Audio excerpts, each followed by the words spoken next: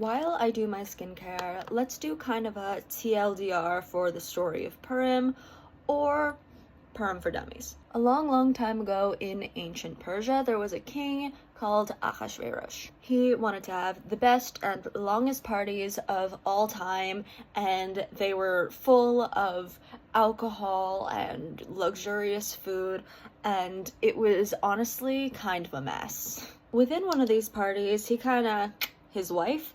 And so obviously, what do you do when you wake up hungover and you realize that your wife is gone because you kind of ordered her to be gone? You throw a beauty pageant to find your next wife. All the girlies come to this beauty pageant because who doesn't want to be the queen?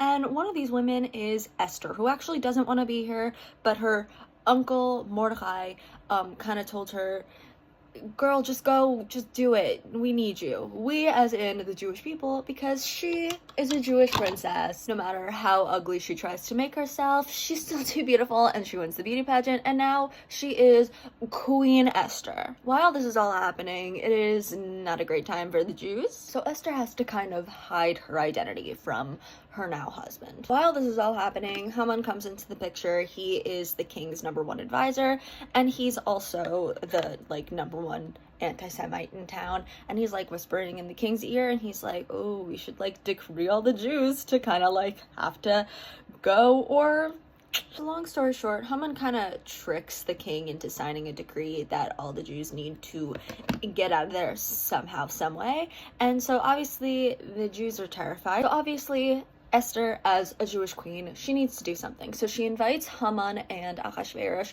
to parties, and she kind of springs on them. She's like, hey, husband who loves me, you know how Haman wants to kill all the Jews? Well, I'm Jewish, and if he wants to kill them, he'll end up killing me. And Ahasuerus is kind of like, what? No, but you're so pretty. And obviously, Ahasuerus gets all macho, and he's like, well, what can I do about this? And Esther's kind of like, well, I mean, if you want, you can him and his family instead. And so that's what happens, and they kind of flip the decree that the Jews can also fight back for themselves, and they do, and they win, and I am here today because of it. And today we celebrate, we eat, and we dress up. But we dress up because this whole time it is a Jewish story, so it is obviously has something to do with God, but God's name is not mentioned a single time in the story of Purim. So he kind of hid himself, and now we hide ourselves with costumes. That is the very basic rundown of the story. Let me know if you want to know more.